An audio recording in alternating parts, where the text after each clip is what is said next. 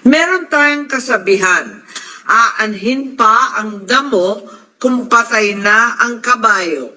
Hihintayin pa ba natin na mawala ang ating mga lolo't lola bago mapadama sa kanila ang ating pagmamahal at pagpapahalaga? Bago tayo magpatuloy, huwag kalimutang mag-subscribe sa aking channel.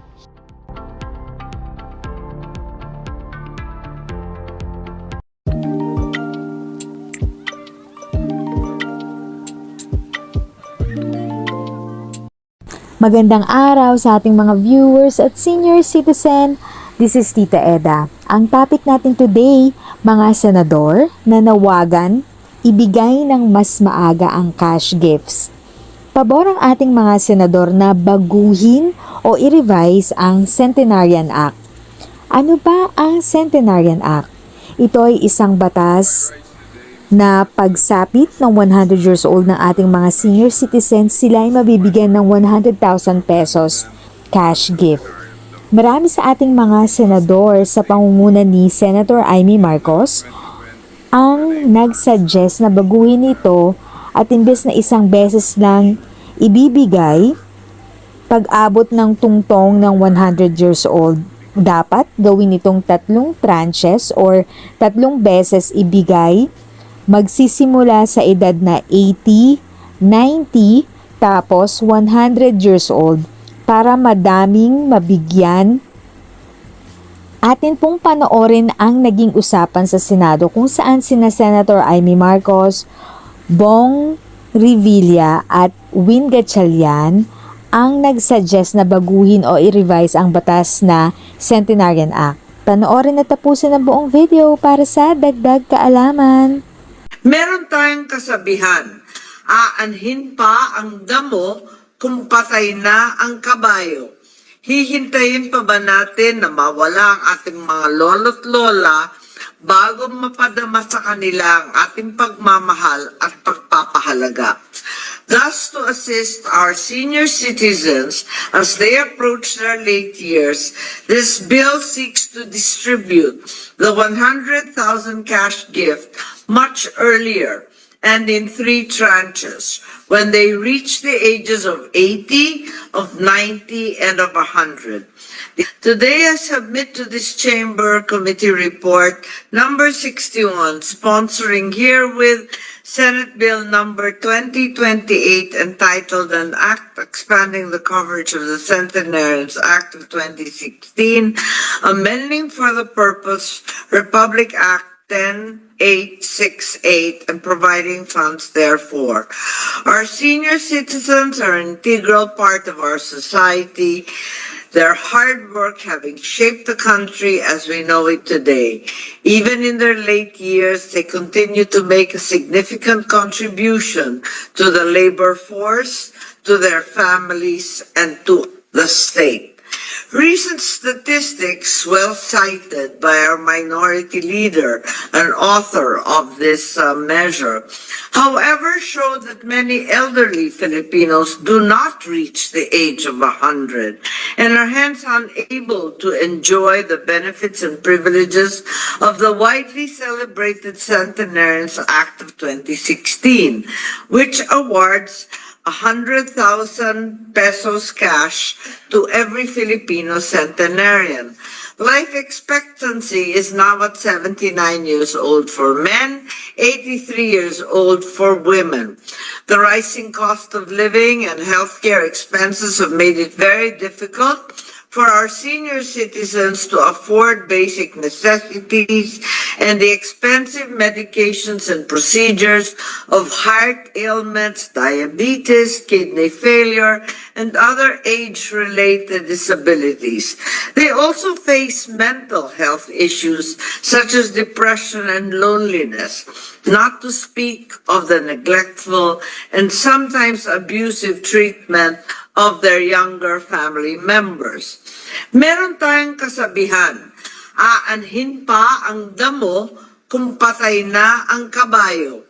Hihintayin pa ba natin na mawala ang ating mga lolo't lola bago mapadama sa kanila ang ating pagmamahal at pagpapahalaga?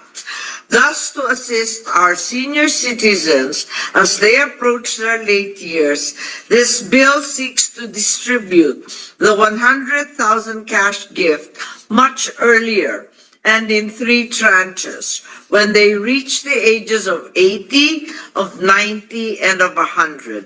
The amounts necessary for the implementation of the law shall be included in the annual General Appropriations Act and will be upgraded by the National Economic and Development Authority or NEDA according to the average annual inflation in the preceding 3 years. Sa awa ng Diyos, mabibigyan na tayong lahat ng mas mahabang buhay. Sana hindi natin mararamdaman ang pagkabaliwala sa ating pagtanda. Bigyan nating saysay ang mabuting layunin ng batas habang buhay pa ang ating mga lolo't lola, habang may oras pa tayong lahat. I now ask for the support of my colleagues in passing the proposed amendments, for through this expansion, it is hoped that more of our elderly population may be able to benefit from the Centenarians Act, and that they be inspired to further prolong and enjoy their lives even beyond a century. Thank you, Mr. President and honored colleagues. Thank you, Mr. President. Thank you, Senator Amy. Next to co-sponsor the measures, the distinguished gentleman from the great province of Cavite, Senator Ramon Bong Revilla. I move that he be recognized, Mr. President. Senator Bong Revilla is recognized. Thank you, Mr. President. I rise today, Mr. President, to co-sponsor one of the measures closest to my heart, the amendment to the Centenarian law. It was in the same hall in 2020 when I first pushed and fought for this measure. However, the fight was momentarily halted because of the pandemic. Naantala man ng bahagya, alam nating darating ang tamang panahon para rito. And today is that day. So close to my heart. I filed the Senate Bill number 21 as my topmost priority measure this Congress. Hindi napagod, hindi natinag.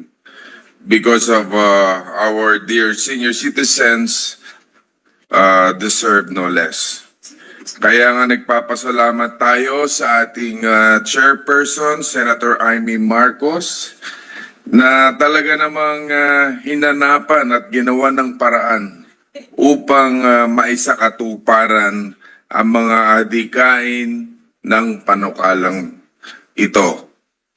Hinihimok, hinihikayat ko kayong lahat na bigyan suporta ang ating mga mahal na senior citizens.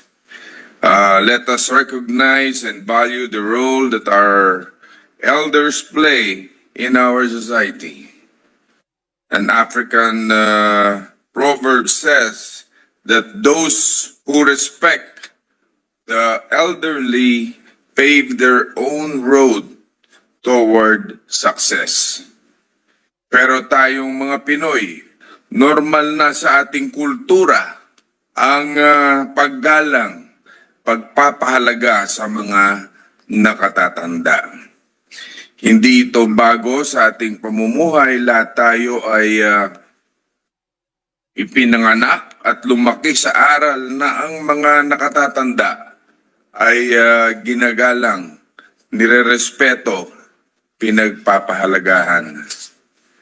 This legislative measure is a testimony to that special Filipino culture. We acknowledge the very laudable intent of the Centenarian law, and with this proposal under consideration, we just wish to provide in advance the benefits afforded by the law. There are accounts that Centenarian law beneficiaries are too old to enjoy the cash gift they receive. Meron pang salalay na hindi na naintindihan ng ating mga lolo at lola kung ano man ang natatanggap nila.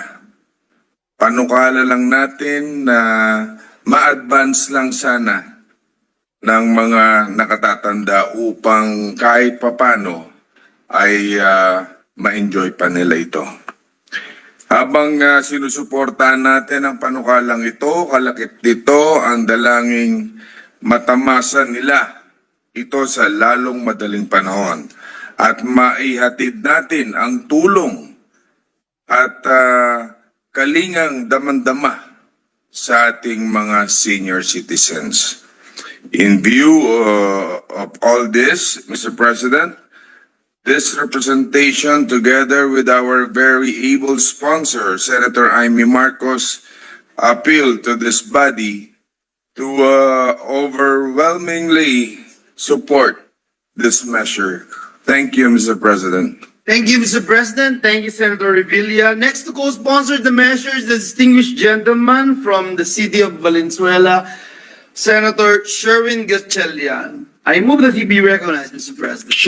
Senator Sherwin Gatchalian is recognized.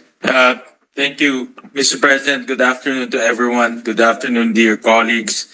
I rise today to co-sponsor Senate Bill number 2028 under Committee Report number 61, otherwise known as an act expanding the coverage of the Centenarians Act of 2016. The cultural value of family and respect for the elderly is deeply ingrained in our Filipino culture. It is common for us to have multi-generational households where grandparents live with their children and grandchildren. We always make sure that our lolos and lolas are well cared for and that they never feel abandoned or neglected. Even in our local communities, we all know that it is too heartbreaking to see elderly people surviving on the streets. That's why in Valenzuela, for example, we established Bahay Kanlungan to serve as a home for abandoned senior citizens residents. In fact, with our intent to replicate this initiative nationwide, this representation filed Senate Bill number 950, known as Homes for the Abandoned Senior Citizens Act of 2022, which seeks to provide a framework for other local government units to address the plight of a more vulnerable sector of senior citizens.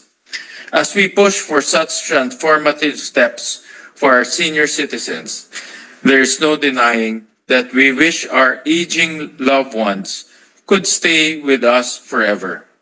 Unfortunately, as much as we want to, living to reach 80, 90, or even 100 years is quite rare in our country. According to the latest data of the World Bank, the average life expectancy at birth in the Philippines is 72 years.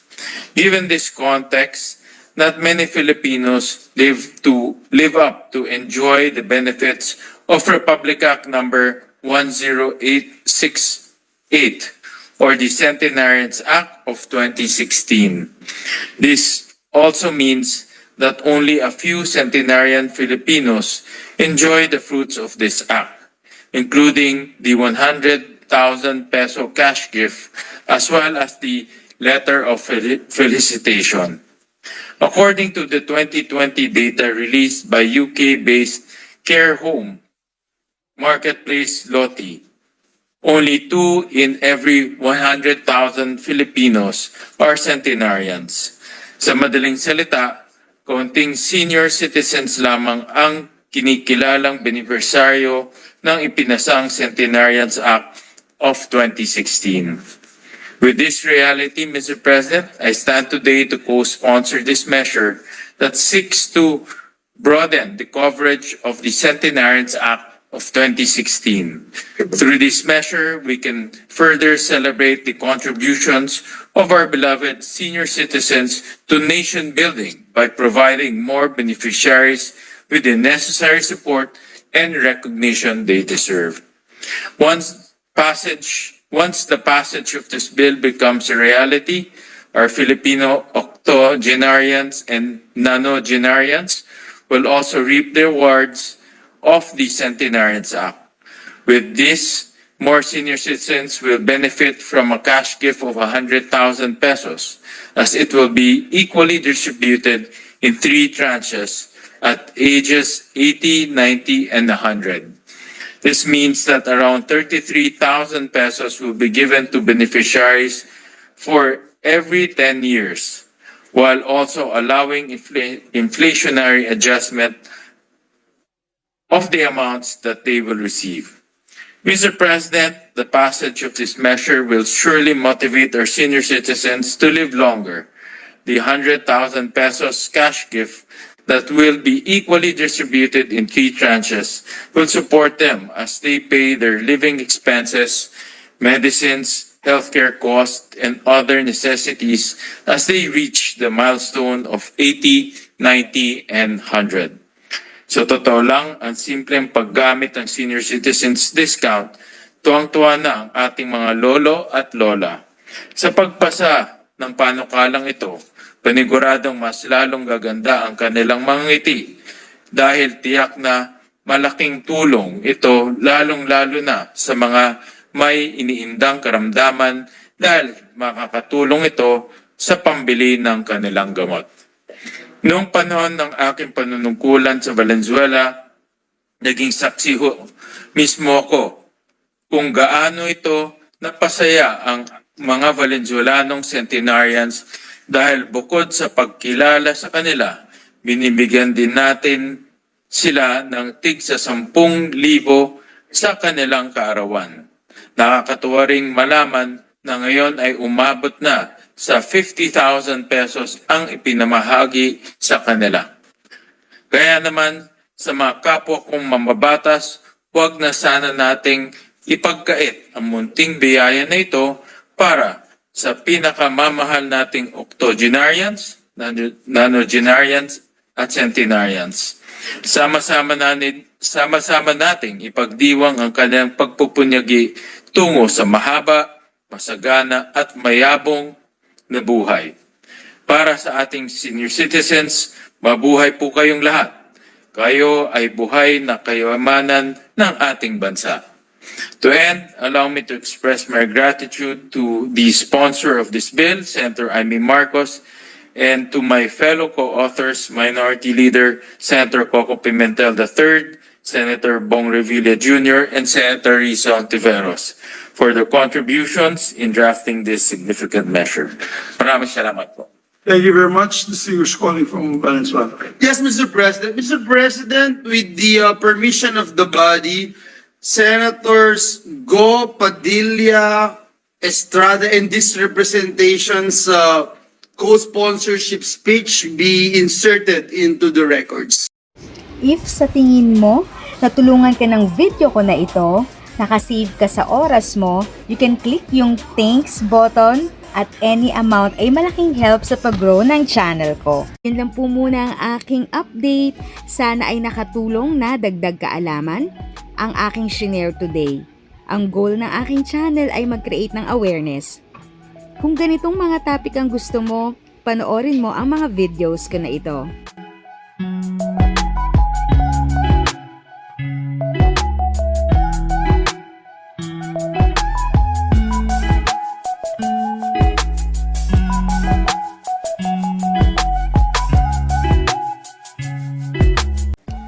Thanks for watching! Kung may kapamilya, kaibigan o kakilala sa tingin mo ay magiging interesado sa video, please share or tag sila sa comment section. At syempre, if nagustuhan mo ang video, i-like mo na ito at subscribe ka na din. As always, feel free to write your questions, comments, and opinions respectfully. And continue to be a blessing and stay safe!